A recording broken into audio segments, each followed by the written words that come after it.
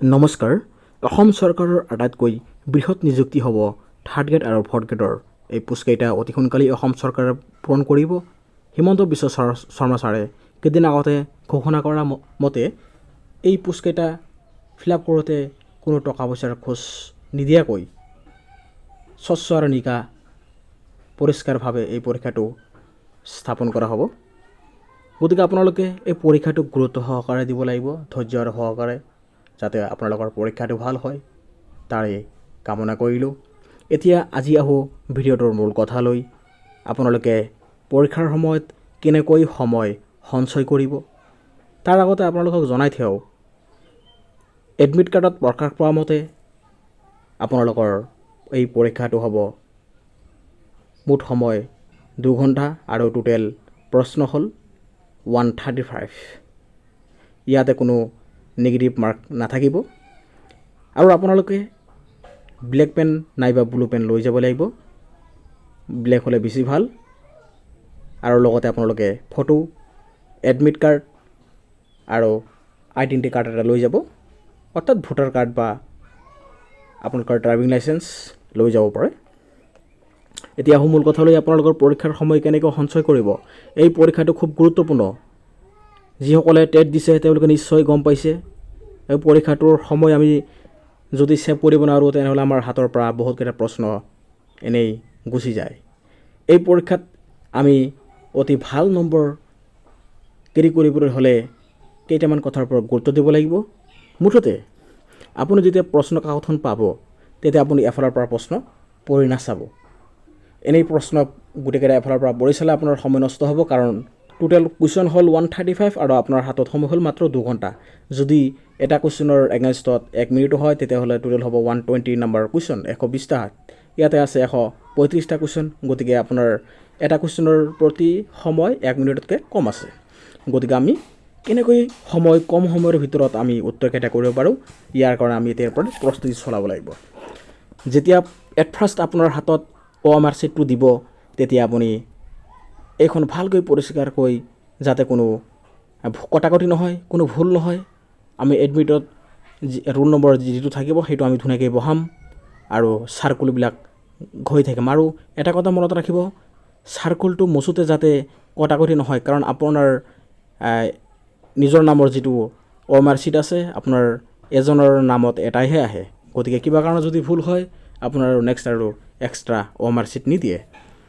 আৰু OMR শ্বীটটো যাতে আমাৰ ভাজ নালাগে, তাতে কোনো লিখা যাতে নধৰে, কাৰণ এইটো স্ক্ৰিনত টেটৰ নিচিনাই, টেট পৰীক্ষাৰ নিচিনাই কম্পিউটাৰত স্ক্ৰিনিং কৰি মাৰ্কছবিলাক চাব। গতিকে আপোনাৰ হাতত OMR শ্বীট অহাৰ লগে লগে আপুনি চব ধ্যান, বাহিৰৰ কথাবিলাক চব পাহৰি যাব লাগিব। তাতে মনোযোগ দিব লাগিব যে এইটো আজি মোৰ জীৱনৰ শেষ পৰীক্ষা, মই এইটো ভালকৈ এক্সামটো দি মোৰ লাইফত কিবা এটা কৰিব লাগিব, ছাকচেছ হ'ব লাগিব। গতিকে এই সময়খিনি আপুনি সকলো পাহৰি আপুনি এক্সামৰ প্ৰতি মনোযোগ দি আপোনাৰ এক্সামটো ষ্টাৰ্ট কৰিব। OMR শ্বীটটো ভালকৈ ফিল আপ কৰি লগে লগে আপুনি কুৱেশ্যন পেপাৰটো যেতিয়া দিব তেতিয়া আপুনি আপোনাৰ কাৰণে যিটো পাৰ্ট ভাল লাগে, মানে আপোনাৰ যিটো চিলেবাছৰ যিটো পাৰ্ট ভাল লাগে, এট ফাৰ্ষ্ট আপুনি সেইকেইটা কুৱেশ্যনৰ উত্তৰ কৰিব। আৰু যিকেইটা সহজ সেইকেইটা উত্তৰ কৰোঁতে আপুনি এটা কথা সাৱধান, এইটো হ'ল মূল পইণ্ট, আপোনাৰ সময় ছেভ কৰাৰ এইটো পইণ্ট। যিটো আপোনাৰ উত্তৰ ভাল লাগিব সেইকেইটা, যিটো আপোনাৰ মতে চিয়'ৰ যে এইটো হ'বই, এইটো আপুনি মাৰ্কিং কৰিব, কুৱেশ্যন পেপাৰত মাৰ্কিং কৰি থৈ দিব, সৰুকেইটা টিক মাৰি থৈ দিব। আৰু এটা কথা মনত ৰাখিব, সময় সঞ্চয় কৰিবলৈ হ'লে আপুনি লগে লগে যিটো এনচাৰ ৰাইট হ'ল সেই এনচাৰটো OMR শ্বীটত কেতিয়াও চাৰ্কুল নকৰিব, কাৰণ এনেকৈ কৰিলে আপোনাৰ সময় ছেভ নহ'ব। এইটো হ'ল 1 নম্বৰ উপায়। আপুনি ফাৰ্ষ্ট টাইম 20টা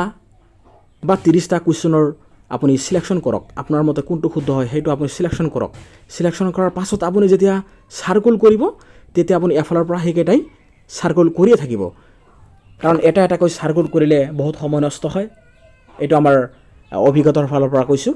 আপুনি আগত ফাৰ্ষ্ট টাইম 20টা বা 30টাকৈ চিলেকশ্যন যিবিলাক শুদ্ধ উত্তৰ বিচাৰি ওলাই লৈ লাষ্টত যেতিয়া আপুনি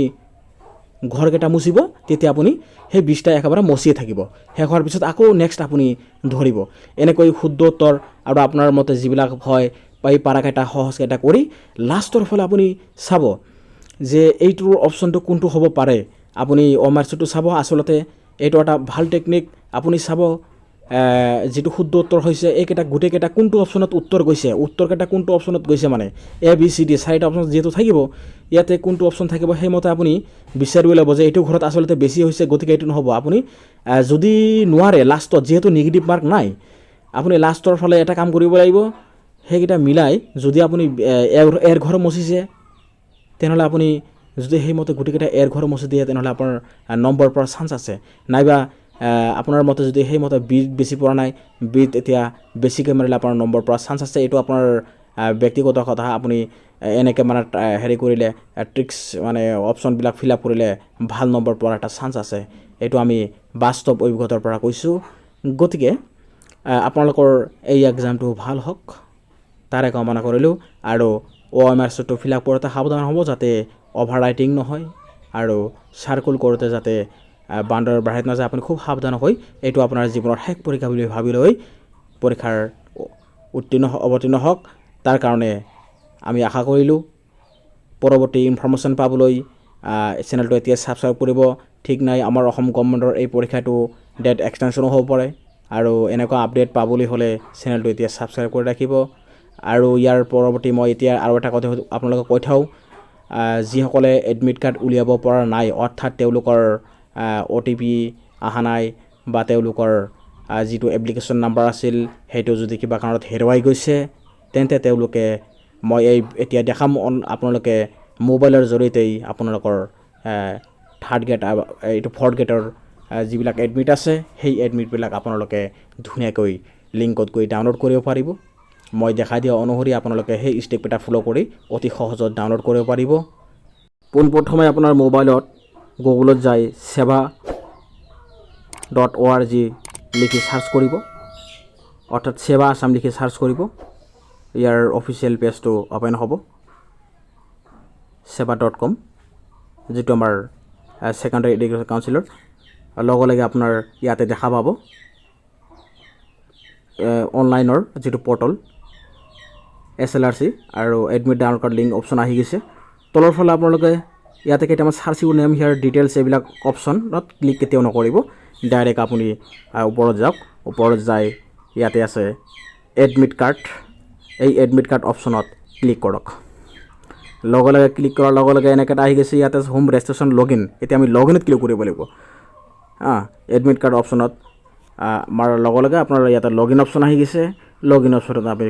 আমি ক্লিক কৰিলোঁ এতিয়া নেক্সট লগইন অপশ্যনত ক্লিক কৰাৰ লগে লগে আপোনাৰ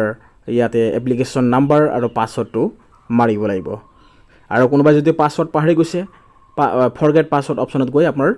OTP যাব সেইমতে আপুনি আপোনাৰ এপ্লিকেশ্যনটো পুনৰ ঘূৰাই পাব গতিকে এপ্লিকেশ্যন আৰু পাছৱৰ্ডটো আপুনি ইয়াতে ভৰাই দিয়ক যিটো আগতে আছিল সেইমতেই হ'ব লগে লগে এই পেজখন খোল খাই যাব আপোনাৰ প্ৰফাইলটো দেখা পাব ইয়াতে প্ৰফাইল পাব আপোনাৰ এডমিট কাৰ্ড অপশ্যনত ৰঙা চিন আহিছে ইয়াতে এডমিট কাৰ্ড অপশ্যনত আপুনি ক্লিক কৰিব লাগিব ক্লিক কৰাৰ লগে লগে আমাৰ এডমিটটো ডাউনলোড হৈ যাব আৰু এডমিটটো অহাৰ লগে লগে ইয়াতে আমি যেটো আমাৰ PDF ফাইলৰ ফৰমেট আছে লেটাৰ অপশ্যনৰ ওপৰত আছে তেতিয়াহ'লে আমাৰ এটা পেজতেই এই PDF ফাইলটো আহি যাব লিড গাৰ্ড অপশ্যনত ক্লিক কৰি আমাৰ এডমিটখন সেভ হৈ গ'ল ভিডিঅ'টো ভাল লাগিলে সাবস্ক্ৰাইব কৰিব থ্যাংক ইউ